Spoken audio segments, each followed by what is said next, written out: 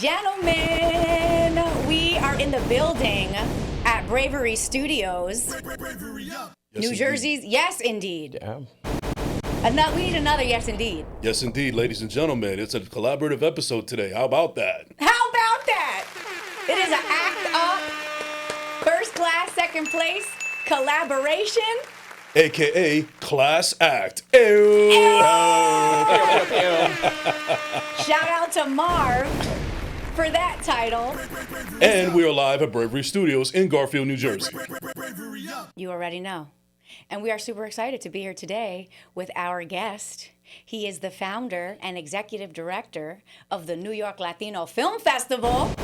Give it up, ladies and gentlemen, for the one, the only, Calixto Chinchilla. What is going on, I'm brother? I'm hearing the bombs. Yeah. That's just up. Hopefully they're not too distracting. Nah, just bomb them up, You just heard Bombs all the away. bombs. Now, am I the first to do this collabo with you? Like, am I the inaugural, collabo? Honestly, the answer is yes. Yes. See? Yes. That's what's up. We That did deserves this. claps. We did Yeah. this for you. Absolutely. Okay. And That's we're what's really, up. thank you for making it out. I feel honored. Oh, I'm the freshman class. I'm the freshman recipient. I mean, needless to collaboration. say, you are a class act. So Okay. welcome to Class Act. Not second place, so first class. No. Hey, don't be acting up. That's her show. I love it. I love it. Thank you for making it out to Jersey for us today. It's good to be in this country. I've never. It's a New Yorker, yes. Had to cross borders, had to cross It is, rivers. Oh, my God, TSA, all of that. All Yeah, of that. So I'm like Tolls, thankful. congestion All of charges, it, all yeah, of it. It's Yeah. nice. Nice here. Thank you. Thank you. We're going to get into... Oh, yeah. This is one of my favorite segments of one of my favorite podcasts of all fucking time. Can we curse Stop on here, it. by the way? Stop Let's it. edit that. Say it again. Say it again. All right. We're about to get into the segment of one of my favorite podcasts of all time, of Act Up Alana J. Okay. And I'll let you go ahead and kick it off. Okay, so the name of this segment is Palabras. Calixto, me, and Jason are going to alternate stressing you out by... No, just kidding. Let me get a sip of this coffee. We're going to give you random Cheers. words. Salud. Salud. Salud. I'm off caffeine right now. I'm so sad. At doctor's orders. So we're going to give you random words, and you're going to give us the first word or thought that comes to mind. Literally, there are no wrong answers. This is just to wet the noodle, warm up the noggin, wet the whistle, if you will. Okay. Jason, are you ready? Oh, I'm ready. Are you ready, Calixto? You start. All right. I'm nervous, but I'm good. Let's go. Okay. Let's go in 3, right. 2, 1. Pear. Sneakers. Debt. Dead. Debt. Debt. Consolidation. I don't know. Freighter. Freighter. Elevator. I don't know. Yeah. Like freight elevator. Spray.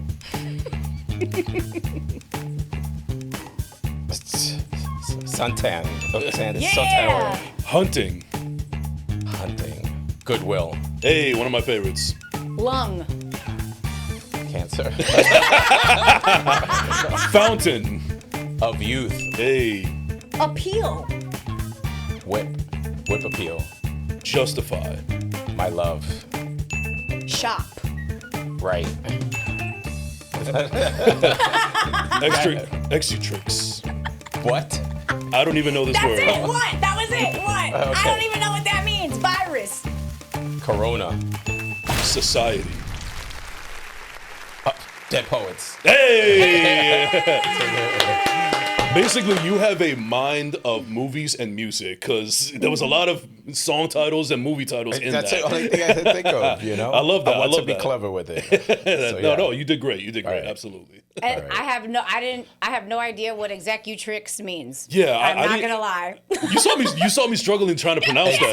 Right? Executrix. Are we getting rid of Trick cereal or something? What the hell is that? What is the word executrix? I have never heard of this word in my life. Isn't that like a female, like executive siren, right? Like a Ooh. sexy. Kind of like Latinx.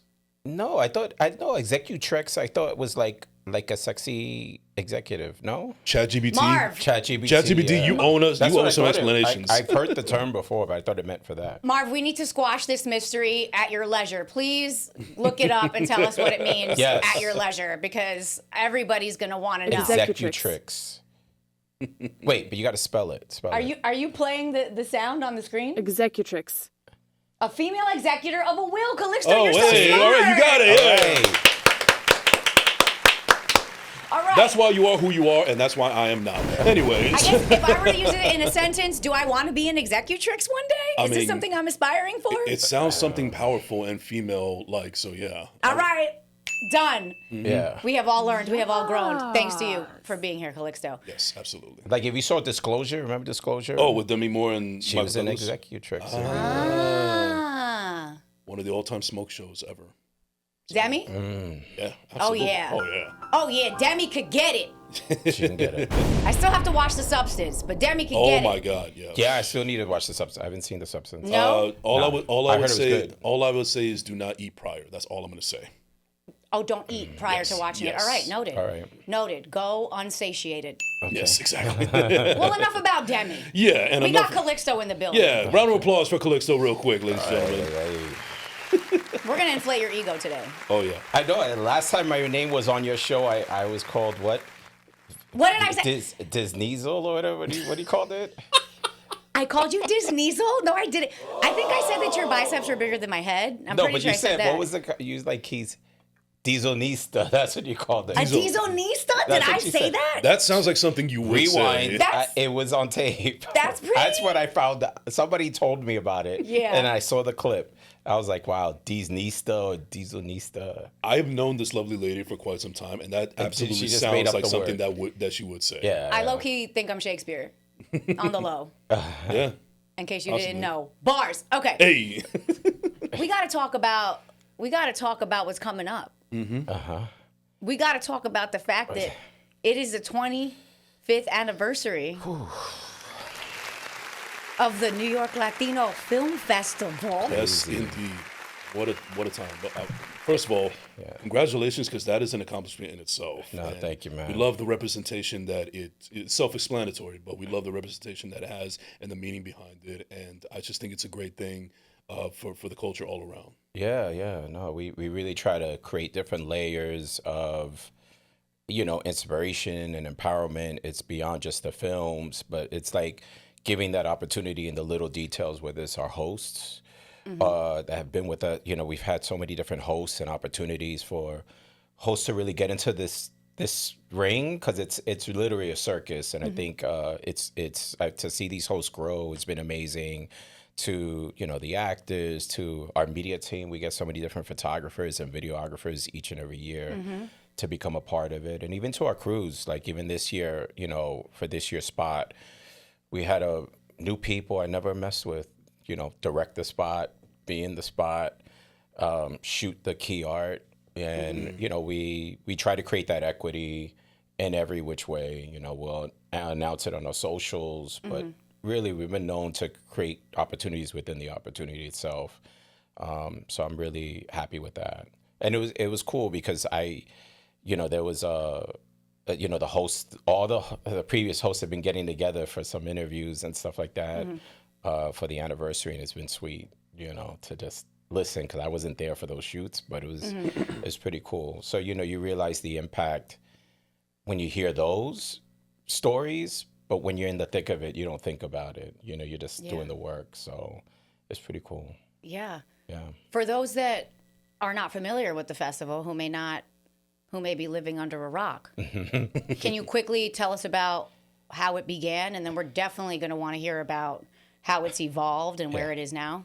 It began as this crazy dream. I was living with my mom's, in the PJs and working two jobs, going to school. I had worked on a short film, and the film really didn't go anywhere because there wasn't any place to play. So Tribeca Film Festival didn't exist at the time. Right. There wasn't anything Latino that existed at the time. Yet, picture this in like 98, 99, Latinos were becoming the big conversation that we were going to be the next big thing in 20 years or the next 10 years.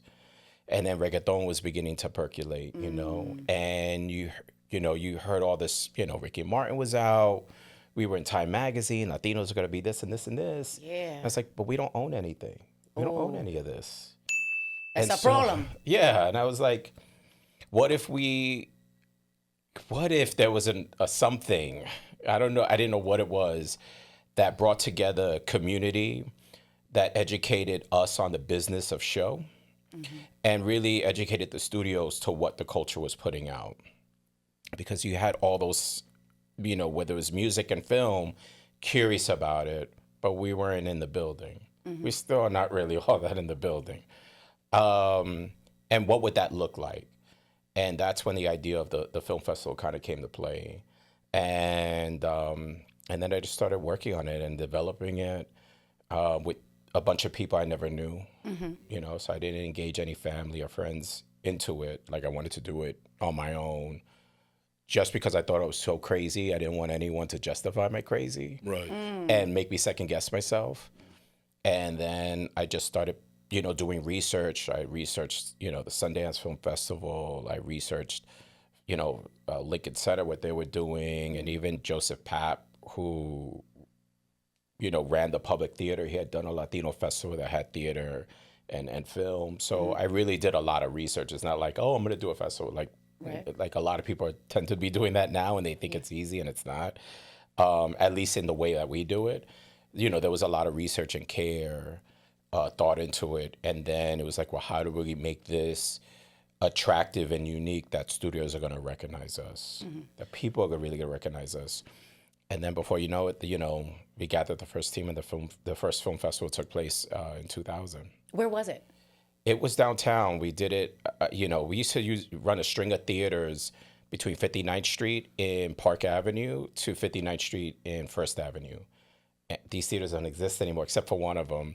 But there was a big theater in every block up to where Roosevelt Island is, that tram. Yes. And then, and so we would run prints back and forth. We played in film. There was no digital. Like we played celluloid, 35, 70 millimeter, 16 millimeter. Nice. And so when people say you're a film festival, no, we're a film festival. Yeah. Like we didn't do DCP until we had no choice. Well, one of the things that I love about the festival overall is basically the representation and the diversification between the storytelling, the genres, and the audience alike. Yeah. But as far as like the programming approach and how it evolved, how did that come about?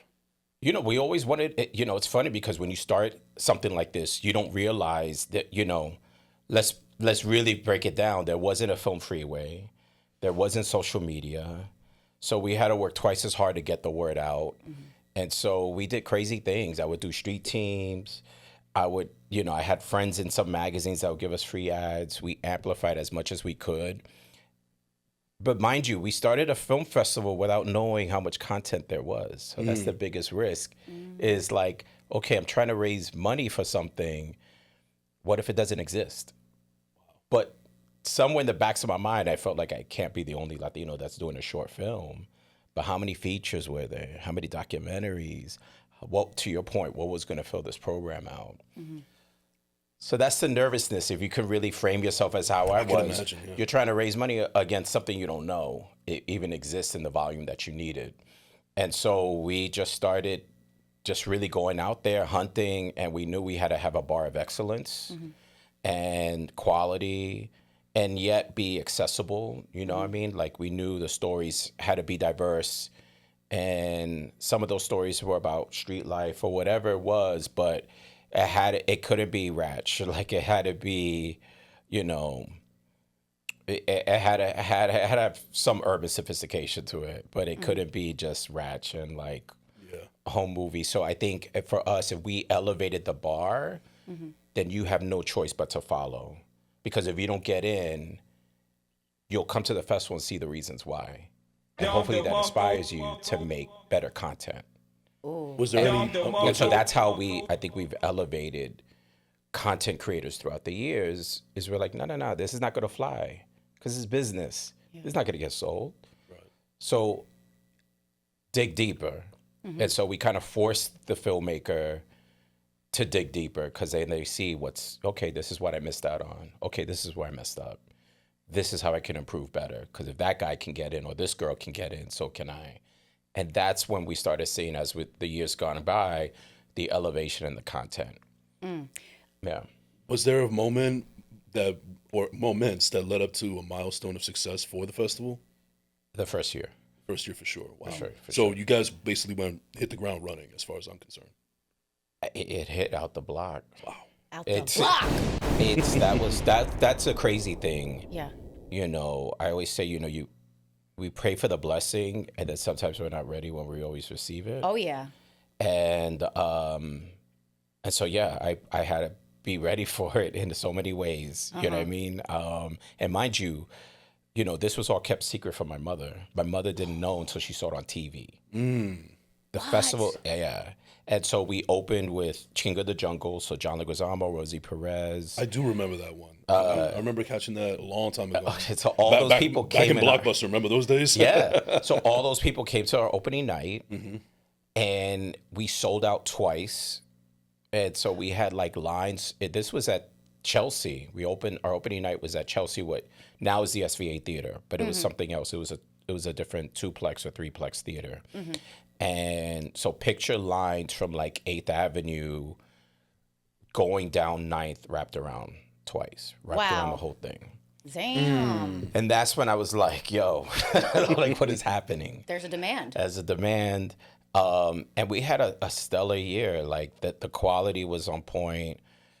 Girl Fight closed the festival. Oh, with Michelle Rodriguez. Fight. Yes, that was another one. Yep. That was what really put us on the map. That gave us like the industry cred, because we had Sony that believed in this festival that had no record, nothing, and everybody wanted this film. Well, it won at Sundance. If I can interject for 1 second, and I want to show how much of an impact this is.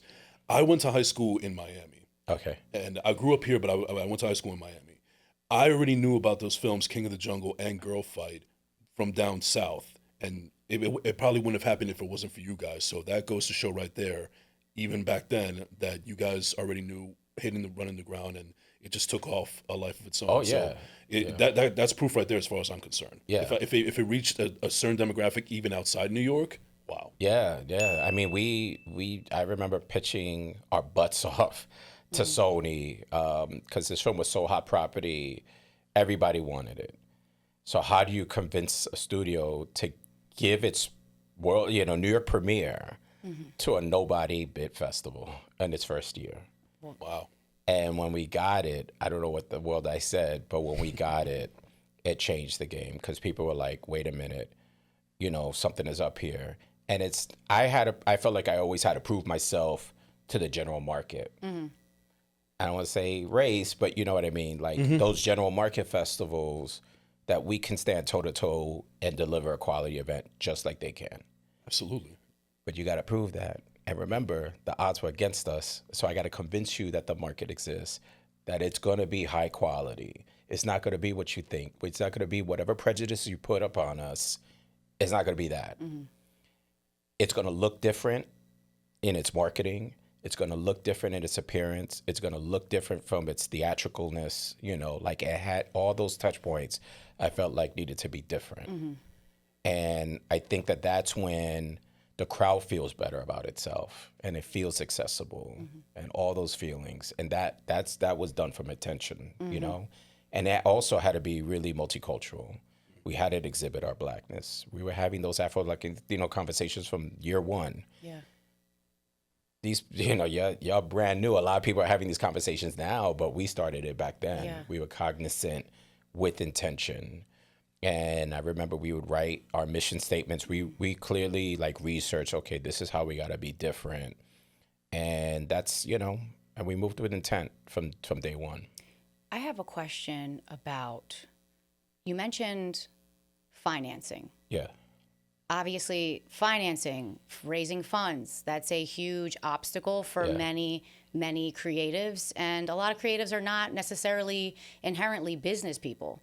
So we're talking 25 years ago. I think email may have been around, but there was no GoFundMe, there was no Indiegogo, there was none of that stuff. So how did you raise those funds? Can we talk, and we can talk about that present day as well as back then, because I think it's still something a lot of people would like education on. I mean, it helps when you're living with moms and you're 21. You were 21 when you started this. Yeah. That's crazy. So, but I started in media when I was 16. So I started doing Okay. theater. So you had some skin in the game already. Yeah, but I had learned a lot from the theatrical side. So I worked on a couple of shows and all that other stuff. And so I really got to know the business side. And I was lucky that I had some mentors that I was always a curious kid. Yeah. So when you ask the questions, you take the answers as you will. You know what I mean? Like, and I always tell people, don't be afraid to ask.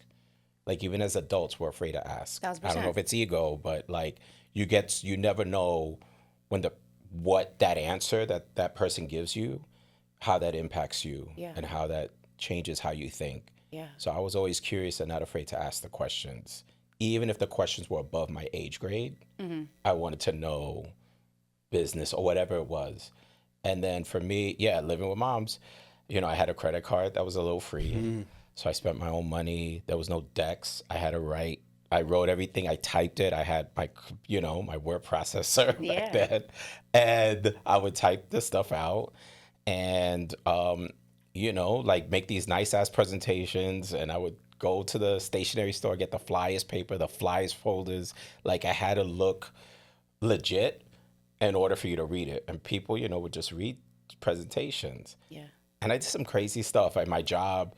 I knew the guy across the street, like he worked for an office company, so he would mail my stuff for free. I had a whole operation with like people around me, and I knew all the copy codes and I knew the long distance codes, so I could call whoever I wanted, and and they pay for it. All my copies were done by other people. It was crazy. Wow. And I was like, that's how I did it. And then and somewhere in the mix, I landed a meeting with HBO. Nice. And How? so, how? What was that? Yeah, no gatekeeping. You get nice with the receptionist, literally. And so, yes. So you get nice with the receptionist. And I had a friend that was doing temp work. And he's like, here's the number to call. Here's a couple of, here's the general number for HBO. And maybe you call marketing, or maybe you call these people, or whatever. And then I would call, you get the voicemail, whatever. I *69. I did craziness. *69. All of it. Yes. And I don't know if that still exists anymore. That's the one that disguises your number, right? Okay. Because I didn't want to, I was the kind of person, I was calling like radio contests. Okay, they hang up, all right, I will call again. Right. Call again. Yeah. So then I made nice with the receptionist. And, just talking to her, and she would always say, oh, she's not available, or he's not available, or he can't do it. And I was like, all right. And then sometimes I was like, how you doing? I'll try to change up my approach instead of just wanting to speak to the person. Right. So I'm at my job one day, and I decided to just call for, craps and giggles, right? You know what the word is. And she puts me through. And she puts me through, and a customer comes right in front of my face right at that moment. Oh, because you were at work? I was at work. And I was like, oh, let me call, whatever, because it was a break, whatever. Yeah. But then when I call, she puts me through. I'm going to put you through. I said, what? A customer comes right in front of my face when she says this. Yeah. So I pulled my boy over. I was like, yo, talk to this chick. Like, just go in, like, because I can't handle the customer. Right. It was at the window. Listen. You gotta, when opportunities knock, you gotta open the door. And this is where you think this is a movie. You gotta think this is a movie, and it is. But she put me through. I spoke to the person for like 5 minutes, and I got a meeting. So they were like, we're gonna give you like 10, 15 minutes. We'll talk. We'll give you 10, 15 minutes. The most important 10, 15 minutes of your life. I didn't know, but I felt like it was. So that elevator pitch must have been tight. I had to figure it out. I didn't know. I had to figure it out. But I also I had to speak from authenticity. Right. And I felt like I could speak to that point. Like I knew in my bones what was important about it. Well, sometimes authenticity is all it really takes. I mean, I feel like in everyday life, and even for, take me for example, just the moments where I needed to be my most authentic self is what pushed me to the next level in certain aspects of my career. Yeah. That's what I've been applying ever since. Yeah, you don't need to try too hard. Just really try from a genuine place. that feels relatable, I guess. But at that age, I was just like being me. And so I went in, and 15 minutes later, I had a contract. Can we get some claps? Yeah. Can we get some claps and bombs? Well, So let's whatever do it, I yeah. said, they were like, we're going to do this. Right. And then I had to figure out, then I was like, you know, dead ass, like crying in the elevator, like, what is going on?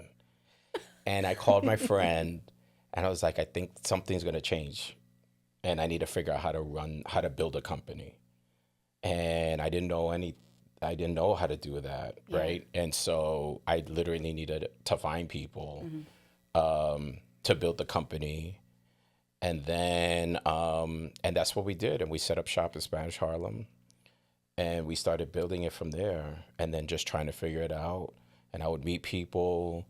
And HBO had done a press conference like a couple of months later to formally announce the festival, that it was going to come in 2000. And so we hyped it up. We're like, this is the event of the next millennium. And that was our language. Because, you know, everyone was like Y2K and stuff like that. The world's going to end. Yeah, so I was like, nah, the computers are going to kill us. I remember that. I remember that vividly. And Me then too. Prince's 1999, people thought that was for real. Right. So then I was like, you know, we're going to call this the event of the next millennium. And then, so they came out with this big junket, and then you get thrusted as a public, like, my secret is out. So it's like, okay, now I got to learn how to not only deal with this this festival, try to build this company, but now I gotta play the part, right? And now I gotta really deliver. Gotta execute. You gotta execute. And so that really like messed with me for a minute, my anxiety or whatever. I didn't call it anxiety then, but you know, you realize all those feelings, and then you gotta put on the show. So I started building out a team little by little. And then we did the first festival back in 2000, and then that was it. And that was it. What kind of role do you feel like the festival has done to shape broader narratives in the Latino community? What kind of role? I mean, I think the role is just, I think it's in this programming to what I said earlier. I think, you know, you gotta motivate people to elevate how they create. So I think we've proven that. You know what I mean? I think you see it. And I think all of it is also, you know, throughout the years, we have different programs. So we had a filmmaker program that we launched with HBO, where we funded the script from scratch, and we developed it, and we gave you mentors. And you had you know, as soon as I called you, you're in production tomorrow. It was like that kind, it was like it was emulated by Project Greenlight. Okay. And so we had like 7 cycles of that. And then, you know, we graduated into... Over how long were the 7 cycles? Every year, 7 years. 7 years, okay. Yeah. And then we had some pickups from that. And when you get the deal, you also get an automatic acquisition from HBO. So I pay you to make the short, and I give you an acquisition deal on top of that. You don't get that. And then you get mentored by the best. So we brought the first short, you know, first HBO production to DR. We could shoot anywhere in the country, anywhere in the world. Right. We brought the first, you know, production to DR. We've done them. We've shot everywhere. And those filmmakers have gone on to do some amazing things. You got Hugo Perez. He's doing Buena Vista, the musical. You got Dominic Colon, who's doing some amazing things. Yes. He's working on a new Fat Joe series right now. I saw that. Yeah. Shout out to Dominic. Yeah, and they all started here. We have one of our filmmakers, Alex Gutierrez, who was the first recipient, and now he has a feature in this year's festival. It's taken him a minute, but now he has this feature this year, and like, who would have thought, right? And then we've kind of changed, again, how we want to fill the pocket and where the needs are. So then we started comedy. And we had a comedy competition that kind of followed a little bit the same premise, but like we realized there weren't enough comics on TV. Okay, then how do we create that? Let's do this and really have the fiercest competition that you can get in. You've seen, I think you've been to one of these. And we look at comedians throughout the country, and we give you a special. We're going to put you, you know, for nobody to, you know, whatever, to get an HBO comedy special. Right, Entre Nos, right? Entre Nos, but, you know, and so, you know, Ralph Barbosa, came from that. Yeah. We got, you know, a lot of just, you know, Cisco from Miami, just a lot of good cats come from that, from the competition. And then, we have a Shutterstock program where we give money to photographers and videographers to document the Latino experience. And so what they get is they get all their rights for 1 year, and then they split the rights with Shutterstock the second year. But they get up to $25,000. I'll take it.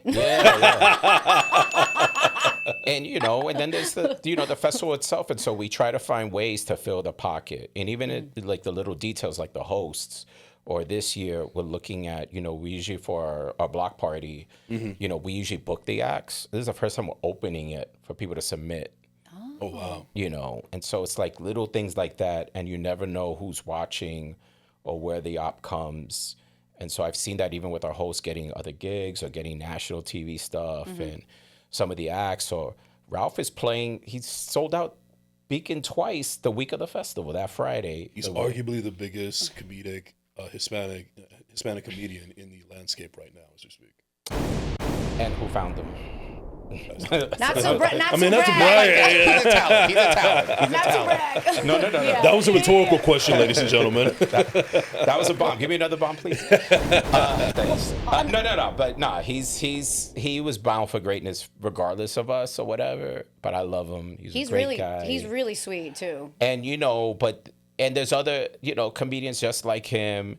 And me, Edwin, Jessica Vargas, who was a part of this program, like we all were like, we really try to do the best in mentoring them, and getting them ready for some like a national broadcast, and then they get thrusted just as much as I did when I had my moment. It's like, okay, now you're out for the public to see, and like, okay, let's go. Let's go. Two things really quickly. What you mentioned the block party. Yeah. So are submissions open right now Yeah, for they can acts for go- the block yeah, party? yeah. What acts are you looking for? Anything, it could be hip hop, Listeners, salsa, pay anything. attention. Could be hip hop, salsa, reggaeton, dembow, whatever you want. Like, it's a mixed palette. Just And music? Just music. Okay. Yeah, so they can go to our Instagram. A lot of our opportunities are on Instagram, whether it's opportunities, anything, they, our Instagram handle is pretty, I guess it's popular, but people look at it. Yeah, So, definitely. Yeah, of course. we try to keep it really active, really community. And I think what's great about how we communicate is not just about the festival all day, every day. It's really about culture and community. So we're always constantly amplifying others, or, just stories that people should be recognizing or whatever. And so we try to create like a very community atmosphere when it comes to, our socials versus like, buy this, you know what I mean? Like it's instead of it being so institutional, it's more culture community. I think, when you see our socials. Yes. Yeah. On that note, with the socials, really quickly, It's weren't NY you- Latino Film Festival. on that Instagram. part NY is going to Latino. be all up in the Twitter, notes. all of it's the same handle. NY Latino Film Festival. Bang, bang, bang, bang, bang. Yes. Were you not Emmy nominated for some work that you Yeah, did just on last social? last Round of week. applause, round of applause, round of applause. A little. We won a couple of tellies. Little We won some something. stuff. We won some stuff. You are watching a So- master at work. We launched an agency like literally like 4 years ago. 4 or 5 years ago in pandemic, which is crazy. A social media agency? No, we launched a full marketing agency. Well, marketing agency. Okay. The whole shebang. Yeah, so we work with different brands and different films, and we do everything from experiential activations to traditional commercial work, and 180 campaigns, like billboards, radio, all of it, and event production, and all of that, and regular theatrical marketing. And so we out the gate, we were working on the census campaign, and we brought in different directors, and we did the COVID stuff. Brought in different writers, directors, actors, and that's where the equity comes in. Wait, the U.S. Census campaign was with you? Yeah, During I was one of the COVID? agencies. Yeah, I was in that. which one? Get That Count Up with Rachel? Was That's that that's that not wasn't me. with you? Okay, No. we're gonna Mine cut that was out. more storytelling. We're gonna cut that out. No, mine was. I thought I had a connection. No. Mine was the story. I will remember you if I paid you. Yeah. Yes. Okay. No. Give me receipts here. Give me receipts.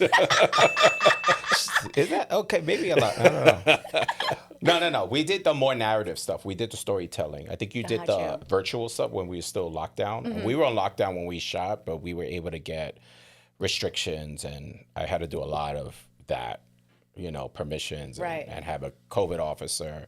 So you shot in the heat of it. I remember your stuff. And so, but yeah, we did. We started doing that. We did, Bad Boys for Life. We did some work on Sinners. Two of my favorite films. Yeah, it's okay. So yeah, and it varies per project. But again, it's really with the thought, if we know all these creatives, and it's safe to say know where the bodies are buried, right? Creatively, and just with our cultural and creative intelligence, and how we put that to work, and how do we get the culture to be a little bit more part of the conversation. And so that's where the idea of like doing an agency kind of felt natural. And I've always liked marketing, and I feel like I do it with the festival unconsciously, but consciously. You know what I mean? Like I don't think about it, but I was like, wait a minute, we kind of do this stuff already. We do our own sizzles. Yeah. We are in charge of our own commercials. People like it, so then let's do it for other people. And that's when the idea kind of came out. So we have Agency NILIF, Agency New York Latino Film Festival as a result. Awesome. Now, it's already an accomplishment in itself that this is the 25th anniversary of it. You guys have been doing this for a long time. With that being said, from 2000 to 2025 now, the landscape in film and everything in the arts has changed dramatically. I mean, we've gone through DVDs, we've gone through VHSs, CDs, whole nine. And, back then in 2000, you didn't know that our phones were going to work the way that they work now. So with that being said, what leaps and bounds have you guys tried to do to maintain that relevancy within the culture and to making sure that you've had this longevity going forward? I think you constantly bring new people in. So I think that's the thing that we've always wanted to do from the jump. I think since we started off with people I didn't know, then that, you use that experience as like, okay, there's other people that we can bring in constantly that look at the festival or look at what we do from a different lens and can jump in and say, you know what, how about we do this idea? Or how about this looks this way? And so I think we evolve because of you, and not necessarily because of me, you know what I mean? And it becomes a group effort. And then sometimes the audiences tell you a little bit of that too. So I think it's a little bit of both, but we constantly try to bring in new people to fuel it. And I think that's where, you want to talk about community building. I think we're the root of it, you know what I mean? Like of real community building, I like to think. Well, it seems like they got the right person in charge, which is you, because I think almost anybody else in that position would probably let all of that stuff get to their head and not want to evolve and show growth and welcome in new blood, because we've seen that plenty of times in the industry. Yeah, and I was what is it, crabs in a barrel, or like gatekeep. Yeah. Nobody wanted to talk to me, nobody. And I never, but the thing is that, and especially my own people, they weren't, Latinos were not trying to, the establishment wasn't really trying to hear Sometimes it's your own people. It's sometimes your own people, but I never took it personal. Because I understand you think I'm just as crazy as I am. Like, how is this kid going to get this money? Conversation changed. But I think I was playing devil's advocate. I was like, okay, I get you. I'm not going to hate you for life. but and I may not like you for the minute, but I get it. But there was, I faced this gatekeeping or like people trying to dictate what they wanted the festival to be. And so it was easy to get in, and social media didn't exist back then, but it was easy to get the public clap back. Oh, the festival should be this, or the festival's not representing us like that. And it's really hard when you have the word Latino in the title and people expect you to be all things to every Latino. And I think for me, that was just, and then you used to mess with me. It would like, sometimes I would cry over it because I didn't feel like I was enough or that I was doing enough. And I think that, and I'll be transparent about that, because I don't think people realize, when you do stuff in the arts or when you do stuff to create community, how tough it is, how draining it could be emotionally. and it's, you're kind of doing God's work. You know what I mean? Like, you don't know if you're going to get paid for this, and there's so many people that continue to do this work. Yeah. And it's hard, you know what I mean? And so for me, I had to grapple with that, and just kind of find my way. So I found myself doing that in real time. And then there was a certain moment where it clicked in my mind that I got to do what I feel is right. And if you don't like it, you don't have to come. And I had to make that choice, like, within me. And it's like, okay, well, if you don't feel like this is the Latino Film Festival for you, or whatever it is, that's okay. You have a right of choice, just as much as I do. Yes. 1,000%. But you have to come up with, otherwise you keep spinning your wheels. Oh, I'm not enough. Or I'm not doing enough. Or we got to do, and it doesn't end. And that could put you into a hole, like, emotionally, and just in a funk, and then make you resentful. Like, why am I doing this for other people? They don't appreciate it or whatever. Right. And I think once I owned it, I was like, nah, I got to change this up. And if you don't like it, you can go to the next store or whatever it is. Do it yourself. Okay. Or do it yourself. You're not gonna. Don't talk about it, be about it. But that's something that we were, back then we weren't having conversations on mental health or whatever, or any of that. Right. You know what I mean? And I didn't know the word, but now it's like imposter syndrome. You're talking about, I'm a kid from the projects. Like, I dreamt of working the movies. All of this was messing with me. Yeah. And I didn't go to business school. Like, I knew some of the principles of it, but I had to learn how to balance budgets. I had to learn how to get your respect, or people's respect, of people that were older than me. Mm-hmm. Then I had to, I'm trying to prove to Hollywood that, to listen to me. I'm this kid in the, you know what I mean? All this was messing with my head. And I had to somehow, and I had no mentors, because my own people weren't even talking to me. And I don't think they even knew, like, how to figure it out. You know what I mean? So I felt like I had to chart the journey a little bit by myself. Yeah. And as a result, I was very just nervous. I side-eyed everybody. Like, I just, you know what I mean? Like, you don't know who to trust. Right. And I was like, you know what? I just got to trust myself and just rock with it. And there was when that aha moment happened, then I realized, I had to slowly change how to function. But there were several stumbles in trying to figure that out. Absolutely. I can imagine. Yeah. Now, a film festival sounds like just, it's all about film. Right. But there are also workshops and educational value that's involved in film festivals. So can you talk a little bit about some of the workshops that you're most excited about? If you already know them, but if not, you can talk about workshops that you found very valuable in the past that you offered as part of the film festival. This year, I mean, we have events that are happening at Warner Brothers, we're really excited about. So we administer a fund with Warner Brothers called 150.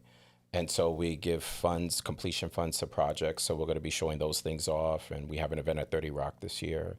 Nice. That's really exciting. Can't talk about that, but it's going to really be good. Stay tuned. Follow the gram.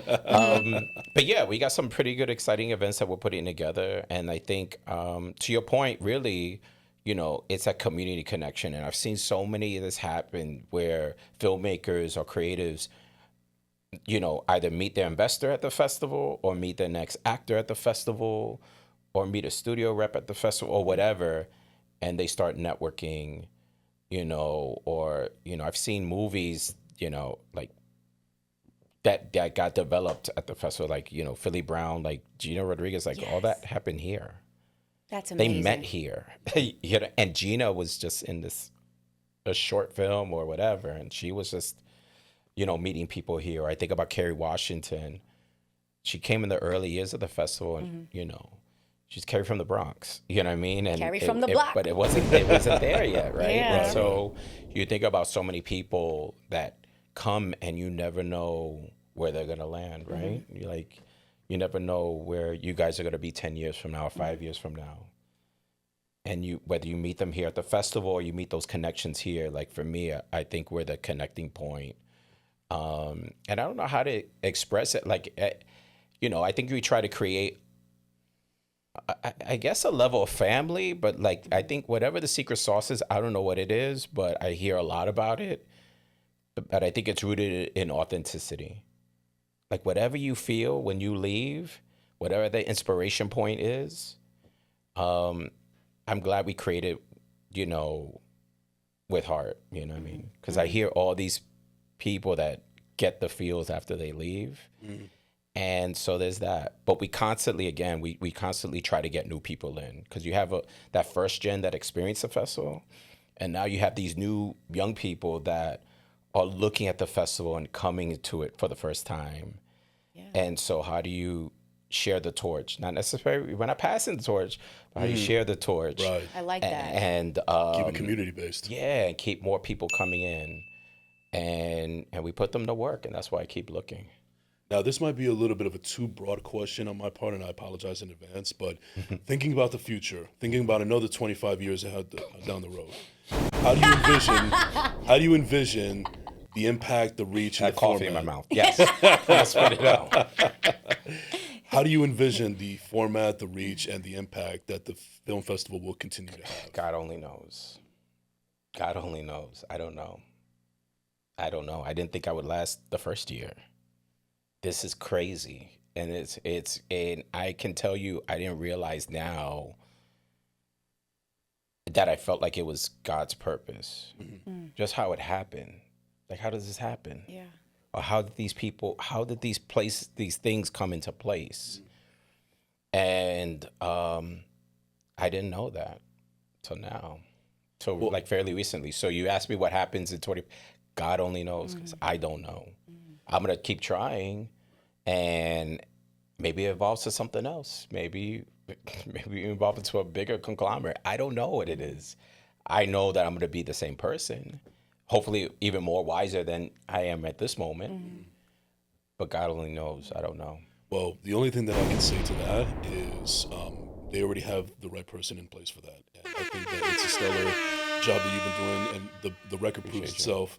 And I also want to take this time very briefly to also, as a fellow Latino Hispanic male, I appreciate your honesty and your vulnerability that you shared with us a few minutes ago, because even though you and I have been, we live separate lives, different spectrums and different experiences, but I sympathize and empathize with everything you said, because everything you said is almost as equally as impactful as it happened to me. So seeing you and what you've done and sharing your vulnerability and so on and so forth can inspire somebody like myself and anybody else in our shoes to do the exact same thing. Yeah. So thank you for that, and hopefully you continue to spread your message out even further than what it's already reached. Yeah, no. Thank you both. Thank you both for real. Thank you for real. For real. These things. It's real when the curls are popping. Yes. When my hair starts talking. No, but it's always good to like be in spaces like this. I don't do too many podcasts, but now I'm being more intentional about having conversations. Because you realize we must have done something right in life. Yeah, but you realize I'm gonna be 100. Yeah. Whether you think about it or not, what you guys do are really important. Because who else is gonna tell the story? Who else is gonna give us a platform to tell the story? Right. We gotta. And now it's there for perpetuity, right? Yeah. Unless you delete it, but other than that, it's still there for perpetuity. And like, that's I think the learning that we get from each other when we hear people's stories or their journeys, and you could take those nuggets and like, wait a minute, I could do things this way or whatever. But, it's not like the local news is in a lot of other stuff. You know what I mean? That even more now we have to double down and making sure that our stories are getting told when the media is not quite telling them. Amen. 1,000%. 1,000%. You have that final question? No. The final question will be, I think we have to do our game and then do our final question. But I want to know what I want to know what the chapter is. What's the challenge? Yeah, that'll be the last thing. Got you. All right. All right, with that being said, ladies and gentlemen, it is now time for everybody's favorite segment. It is now called This or That. If you've never seen the show before, first class, second place specifically, what happens is I will ask the guest multiple choice questions. Alana and I will ask multiple choice questions to our guest. It's no right or wrong answer. Wait, are you cheating, Alana? Why are you looking at the phone right now? I am cheating. We got notes. Yes. Yeah. Oh, okay. So we ask you multiple choice questions. There's no right or wrong answers, just what you like best. And it's just a nice way to get to know you a little bit more and to end things on a positive note. That's all it is. Don't be nervous, man. It's not the SATs. Okay. He Don't said give me some multiple crazy choice. ass question like crack or weed. I was like, nah. Whoa. I don't know what you got. Anyways, That's hilarious. that All is right. funny. You All ready, right. Jason? You go first. I'm ready. Are you ready, Calixto? That's ready as it could be. All right, ladies and gentlemen, here we go for this or that. It's going to be like hot Why am I potato. nervous, man? We got to sip of this. You getting Get a nervous sip. now? Get a sip. Get a sip. Disneysta is nervous. Disneysta. All right, here we go. Let me clear my throat. Playlist or podcast? Playlist. Yeah, no right or wrong answer. He's like, I know I'm on a podcast right now. I don't want to offend. No, Because I we listen get to it. a playlist when I go to the gym. I don't We listen to get it. podcasts. I'm the same when I go to way. the gym. Listen, I may Okay. I may be a podcaster, but I love music, so. Okay, I thought. Facts. Okay. Okay, slides or Crocs? Slides, because I always feel like the back of my feet are gonna trip on on Crocs, with the hook and all that. Yeah, with the sport mode. Go Yeah. ahead. Beach or pool? Beach. Dogs? Depending on the Oh, beach, because sometimes if it's a dirty beach. Not Jersey Shore Beach. Not Coney Miami Island. Beach. Nah, not Jones Beach. Wow. All right, dogs or cats? Dogs. Are you an early bird or a night owl? Both. That's not good. I but believe yeah. that. I feel you on Both. that. I feel you on that. Like I said, no right or wrong answers. Yeah. Instagram or TikTok? Instagram. To give or to receive? Oh. Don't we like both? Both. Hey, that's how I feel. You got to give and to receive. Yeah. Yeah, so full circle, yeah. Los dos. Introvert or extrovert? I think I'm a little extrovert. I think. Batman or Superman? Superman. Iron Man or Captain America? Iron Man. Are you glass half empty or glass half full? Glass half full. I think. Yeah. Glass half full. That's always the goal, right? That's always the Always, goal. Have that always. glass full. We need to be hydrated. I need to you know? finish the rest of it. I got to make it like to the rim. But, That's it. Okay. Would you rather be embarrassed or be afraid? Embarrassed. Would you rather be too hot or be too cold? B2K. No, I'm joking. Bum, bum, bum. Bob. Too hot. All right. Who likes the cold? I do, actually. I do. Would you rather do dishes or laundry? Laundry. Really? Yeah, I'm with him. Nah. I hate laundry. I could multitask. I could go watch. Yeah. I could watch my movies and series while I'm folding it. Everything. All right. I do that while I'm ironing. Then guess like, what? believe it or not, I like ironing over steam. I like ironing too. Like I could watch TV and chill. Like I feel like I could zone out Yeah. and just iron. But my laundry takes 10 to 12 business days to get put away. Okay, go. You were next. Do you prefer the window seat or the aisle seat? That's tough. Because sometimes you want to be in the window because you don't have to move, but then you want the aisle because you can get out quick. Yeah, I always got to use the bathroom. Me personally. Yeah. It depends who's on the road with me. Really, there's no answer. Because if it's a heavy person, if it's a big person, ooh, it's rough. And then you're like, what's worse is when you're in the middle. The middle's the worst. And I'm like, I got to trade, man. I can't do this. Yeah. Alrighty. Are you So more? there's no answer. I don't have a, yeah, it's just whatever. I'll choose for you, aisle. Yeah, like the aisle. Are you more book smart or street smart?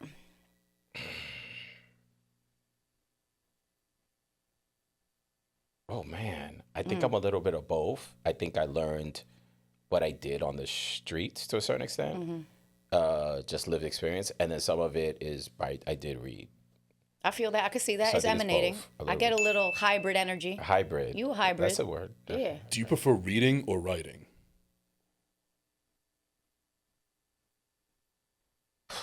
It's tough. I like both, but I'm trying to write more. I'm trying to journal more. There you go. That's trying. good. That's good. You're doing Yoda. Okay. Would you rather speak every language or play every instrument? Damn. I know, very introspective. Jason came up with these. I can't take the credit. Wait, speak every language or play every instrument? Yeah. Speak every language.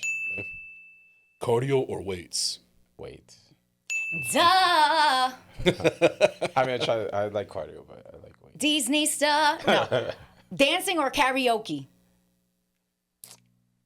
I like karaoke. Okay. Me too. Hey, Yeah. next jam session. We gotta hit the spot let's do after. it. For sure, Okay. for sure.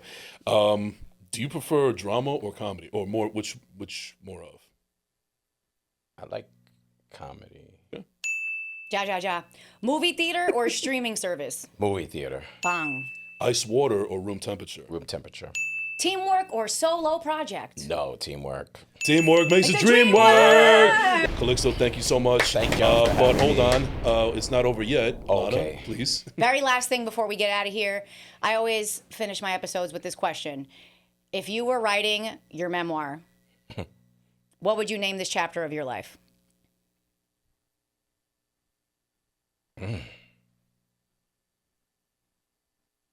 Save the best for last.